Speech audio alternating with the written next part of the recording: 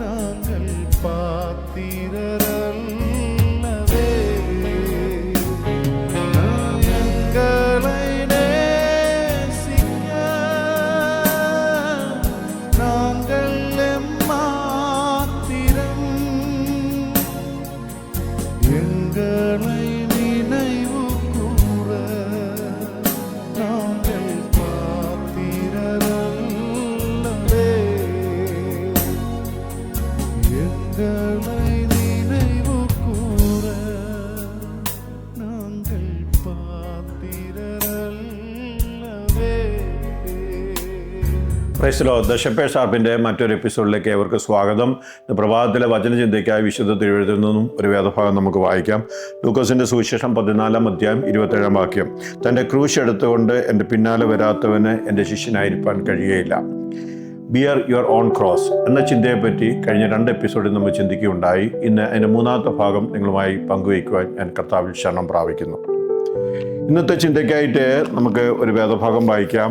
ലൂക്കോസിൻ്റെ സുവിശേഷം 9-ാം അധ്യായം അതിൻ്റെ 61-ാം വാക്യം. മറ്റൊരുവൻ, കർത്താവെ, ഞാൻ നിന്നെ അനുഗമിക്കാം, ആദ്യം എൻ്റെ വീട്ടിലുള്ളവരോട് യാത്ര പറവാൻ അനുവാദം തരണമേ എന്ന് പറഞ്ഞു. യേശു അവനോട്, കലപ്പയ്ക്ക് കൈവച്ച ശേഷം പുറകോട്ട് നോക്കുന്നവൻ ആരും ദൈവരാജ്യത്തിന് കൊള്ളാകുന്നവനല്ല. അങ്ങനെ യേശുവിനെ ഫോളോ ചെയ്യുവാൻ വന്ന 2 വ്യക്തികളെ പറ്റി നമ്മൾ നേരത്തെ ചിന്തിക്കുവാനിടയായത്. ഇത് 3-ാമത്തെ വ്യക്തിയാണ്. 3-ാമത്തെ വ്യക്തി പറയുന്നത്, ഞാൻ എൻ്റെ വീട്ടുകാരോട് പോയി അനുവാദം ചോദിച്ചിട്ട് നിന്നെ വന്ന് അനുഗമിക്കാം. നമുക്കറിയാം, ഇന്നത്തെ സാഹചര്യത്തിൽ നമ്മൾ കർത്താവിനെ അറിഞ്ഞാൽ, കർത്താവിൻ്റെ വചനം കേൾക്കുമ്പോൾ നമുക്കൊരു എൻകൗണ്ടർ ഉണ്ടായാൽ, നാം കർത്താവിനെ സുരക്ഷിതമായി സ്വീകരിച്ചാൽ നാം പിന്നെ കർത്താവിനെ ഫോളോ ചെയ്യണം. നമ്മൾ ഓടി ചെന്ന് മറ്റുള്ളവരോടൊക്കെ ചോദിച്ചു കഴിഞ്ഞാൽ പലപ്പോഴും അതിന് തടസ്സങ്ങളുണ്ടാവും. അവർക്ക് നമുക്കുണ്ടായ എൻകൗണ്ടർ അവർക്കുണ്ടായിട്ടില്ല. അതുകൊണ്ട് പല ന്യായവാദങ്ങളും പറഞ്ഞ് പുറമോട്ട് മാറ്റുവാനുള്ള സാധ്യതയുണ്ട്. എന്നാൽ കർത്താവ് പറഞ്ഞത്, കലപ്പയ്ക്ക് കൈവച്ചതിന് ശേഷം പുറകോട്ട് പിൻവലിക്കുവാൻ പാടില്ല. Not look back. തിരിഞ്ഞ് നോക്കുന്നവന് കർത്താവിൻ്റെ രാജ്യത്തിന്, ദൈവരാജ്യത്തിന് കൊള്ളാവുന്നവനല്ല, കർത്താവിൻ്റെ വേലയ്ക്ക് കൊള്ളാവുന്നവനല്ല. നമുക്കറിയാം, ഉൽപ്പത്തി പുസ്തകത്തിൽ ഒരു വ്യക്തിയെ കാണുന്നുണ്ട്, ലോത്തിൻ്റെ ഭാര്യ.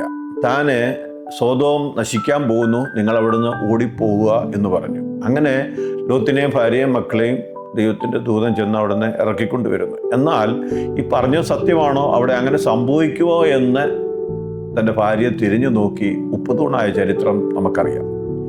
അതുപോലെ തന്നെ എബ്രായ ലേഖനത്തിൽ നമ്മൾ വായിക്കുന്നുണ്ട്, 11-ാം അധ്യായത്തിൽ വായിക്കുന്നുണ്ട്, അവർ വിട്ടുപോയതിനെ ഓർത്തിരുന്നുവെങ്കിൽ മടങ്ങിപ്പോവാൻ സാധ്യതകളുണ്ടായിരുന്നു. എന്നാൽ അവർ നല്ലതിനെ, ഏറ്റവും നല്ലതിനെ കാംക്ഷിച്ചു. നിത്യമായ ദൈവരാജ്യത്തെപ്പറ്റിയുള്ള കാഴ്ചപ്പാടാണ് അവർ വിട്ടുപോകുന്നതിലേക്ക് മടങ്ങിപ്പോവാൻ, തിരിഞ്ഞു നോക്കുവാൻ ഇടയായി തീരാതിരുന്നത്. അതുപോലെ മോശയെപ്പറ്റി 11-ാം അധ്യായത്തിൽ നമ്മൾ വായിക്കുന്നുണ്ട്, ഫറവോന്റെ പുത്രിയുടെ മകളെന്ന് വിളിക്കപ്പെടുന്നത് നിരസിച്ചുകൊണ്ട് ദൈവജനത്തോടൊപ്പം കഷ്ടം അനുഭവിക്കാൻ താൻ അത് തിരഞ്ഞെടുക്കുവാൻ കാരണം താന് ഫറവോന്റെ പുത്രി അല്ലെങ്കിൽ അടുത്ത ഫറവോൻ എന്നുള്ളതിനേക്കാൾ നല്ലത് ദൈവത്തിൻ്റെ പൈതലായി, ദൈവത്തിൻ്റെ ദാസനായി നിൽക്കുന്നതാണെന്ന് തനിക്ക് മനസ്സിലാകുവാനിടയായിത്തീർന്നു. ആ ഒരു സത്യം ഇന്ന് പകരം നാം ഗ്രഹിക്കുന്നുവെങ്കിൽ പലപ്പോഴും നമ്മുടെ ജീവിതത്തിൽ തിക്താനുഭവങ്ങൾ ഉണ്ടാകുമ്പോൾ ഇതിനേക്കാട്ടും നല്ലത് അതായിരുന്നു, അല്ലെങ്കിൽ മടങ്ങിപ്പോകുന്നതായിരിക്കും നല്ലത്. പ്രത്യേകിച്ച് ഇന്ന് പ്രലോഭനങ്ങളും അങ്ങനെയുള്ള സാഹചര്യങ്ങളൊക്കെ ഉള്ള സന്ദർഭത്തിൽ മനുഷ്യ ചിന്തയിൽ ആശ്രയിച്ചാൽ പലപ്പോഴും നമുക്ക് മടങ്ങിപ്പോകാനുള്ള സാധ്യതകളുണ്ട്. എന്നാൽ ദൈവകൃപയിൽ അന്ത്യത്തോളം വിശ്വസ്തയോടെ നിൽക്കണമെങ്കിൽ 1, ദൈവവചനത്തിൽ ആഴമേറിയ അടിസ്ഥാനം നമുക്കുണ്ടായിരിക്കണം. 2, ദൈവത്തിൽ പരിപൂർണമായ വിശ്വാസം നമുക്കുണ്ടായിരിക്കണം. 3, നിത്യതയെപ്പറ്റിയുള്ള നല്ലൊരു ദർശനം നമ്മൾ പ്രാപിച്ചിരിക്കണം. അങ്ങനെയെങ്കിൽ കർത്താവ് പറഞ്ഞ പോലെ കലപ്പയ്ക്ക് കൈവച്ചിട്ട് പുറകോട്ട് വലിക്കേണ്ട ആവശ്യം നമുക്ക് വരികയില്ല. നമുക്ക് നമുക്ക് എല്ലാ കാലവും സന്തോഷത്തോടെ ക്രിസ്തുവിൻ്റെ നിന്ന വലിയ ധനമെന്ന് എണ്ണിക്കൊണ്ട് കഷ്ടതയുടെ മധ്യയും ദൈവത്തെ പാടി സ്തുതിച്ചുകൊണ്ട് നമുക്ക് മുന്നേറുവാൻ ദൈവം സഹായിക്കും. അപ്പോൾ ആ കാലം അതിനായി ദൈവം നമ്മെ ഒരുക്കട്ടെ. നമുക്ക് ദൈവത്തിന് സന്നിധി സമർപ്പിക്കാം, പ്രാർത്ഥിക്കാം. പരിശുദ്ധ പിതാവേ, വചനം കേൾക്കുന്ന നിന്റെ ജനതങ്ങളുടെ നാമത്തിൽ അനുഗ്രഹിച്ച് പ്രാർത്ഥിക്കുന്നു.